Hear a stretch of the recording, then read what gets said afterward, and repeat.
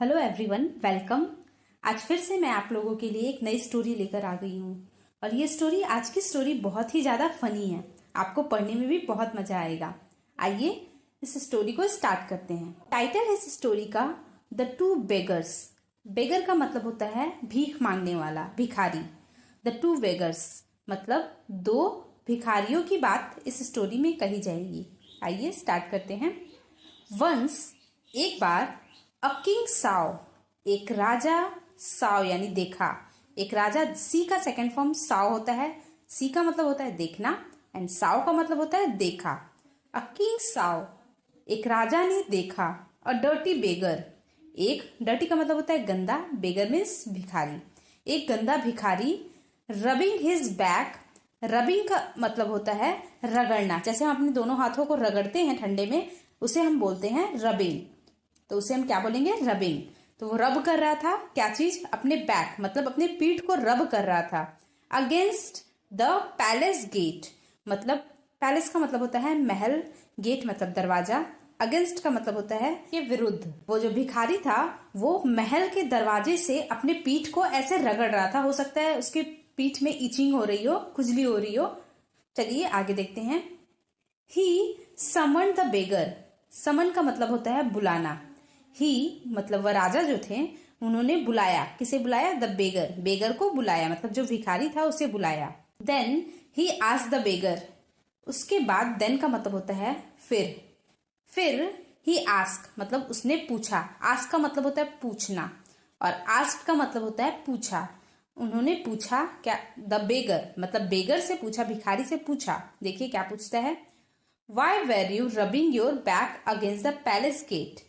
Y were क्यों तुम, Y where you क्यों तुम, रबिंग रगड़ रहे हो, योर बैक अपने पीठ को, अगेंस्ट के विरुद्ध, द पैलेस गेट मतलब पैलेस के गेट के विरुद्ध तुम अपने पीठ को क्यों रगड़ रहे हो। योर मैजिस्ट्री, हे महाराज, my back was itching. Itching का मतलब होता है खुजली।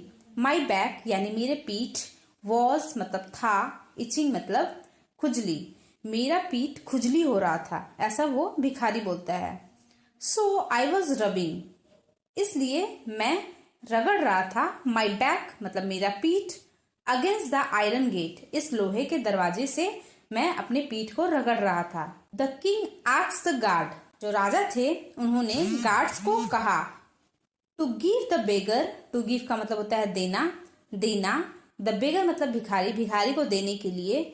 अ हॉट बाथ, एक गर्म पानी से नहाने के लिए उन्होंने गार्ड्स को बोला कि इन्हें गर्म पानी दे दीजिए ताकि ये नहा ले। एंड और 50 गोल्ड कॉइन्स और 50 सोने के सिक्के भी दिए। This news soon spread. Spread का मतलब होता है फैलना, सून का मतलब होता है जल्दी। दिस न्यूज मतलब यह खबर जल्दी ही फैल गया through out the kingdom. Kingdom का मतलब होता है राज्य, पूरे राज्य में। थ्रू आउट मतलब होता है पूरा, पूरे राज्य में ये न्यूज फैल गया। लाइक अ जंगल फायर, जैसे कि जंगल में आग लगने से तुरंत जंगल में आग फैल जाता है, वैसे ही ये न्यूज पूरे इलाके में फैल गया। अ फ्यू डेज लेटर, कुछ दिनों के बाद, द किंग साव, वो जो राजा थे उन्होंने देखा, क्या देखा? टू पुअर, दो गरीब, एंड और डर्टी बेगर्स, गंदे भिखारियों को, रबिंग देयर बैक्स मतलब रगड़ते हुए अपने पीठ को, against the palace gates, palace के जो गेट थे, महल के जो गेट थे, उससे रगड़ते हुए उन्होंने दो भिखारियों को इस बार देखा। ही आस्क्ड देम, उन्होंने उनसे पूछा, व्हाट दे वेर, क्या वे डूइंग, वो क्या कर रहे हैं। एंड दे रिप्लाइड, रिप्लाई का मतलब होता है जवाब देना। दे यहाँ पर उन दोनों भिखारियों के लिए बोला गया है। दे रिप्लाइड, उन दोनों ने रिप्लाई किया, जवाब दिया, दैट कि देयर बैक्स वेर, उनकी जो पीठ है वे, इचिंग, इचिंग मीन्स खुजली हो रहा है, उनकी पीठ में खुजली हो रहा है। The king called his guards, तो राजा ने, द किंग यानी राजा, कॉल्ड मतलब बुलाया, हिज गार्ड्स अपने गार्ड को बुलाया, एंड सेड और कहा, गिव दिस बेगर्स, इन भिखारियों को, दीज मतलब यहाँ पर दो भिखारियों के लिए यूज किया गया है, बेगर्स मतलब होता है भिखारी है। गिव दिस बेगर्स 50 विप्लेसेस, 50 मतलब 50, रिप्लेसेस मतलब कोड़ा मारना, चाबुक से मारना, रिप्लेसेस मतलब चाबुक से मारना। गिव दिस बेगर्स 50 रिप्लेसेस मतलब इन भिखारियों को 50 चाबुक मारो on their backs to cure their itch. On their back मतलब उनके पीठ में, टू क्योर मतलब सुधारना, क्योर मतलब होता है ठीक करना, ठीक करने के लिए, क्या ठीक करने के लिए, देयर ईच उनकी खुजली ठीक करने के लिए उनके पीठ में 50 कोड़े मारो या 50 चाबुक मारो।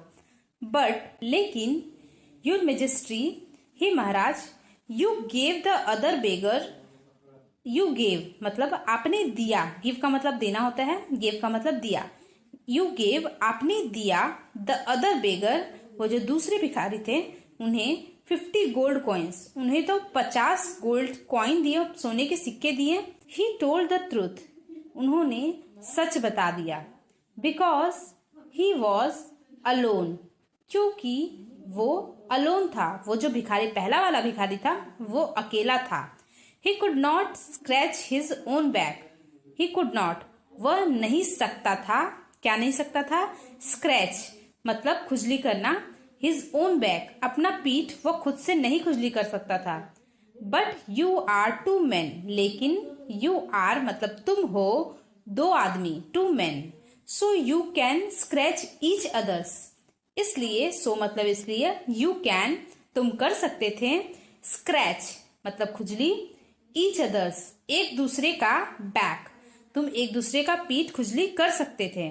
You are here only out of greed, you are here मतलब तुम यहाँ पर आए हो, यू आर मतलब तुम हो, हेयर यहाँ पर, ओनली आउट ऑफ ग्रीड सिर्फ और सिर्फ लालच की वजह से तुम यहाँ पर आए हो, क्योंकि ये न्यूज पूरे इलाके में स्प्रेड हो गया था कि उस भिखारी को उस गेट में खुजली करने की वजह से 50 कॉइन, गोल्ड की कॉइन मिले एंड साथ ही साथ हॉट बाथ भी।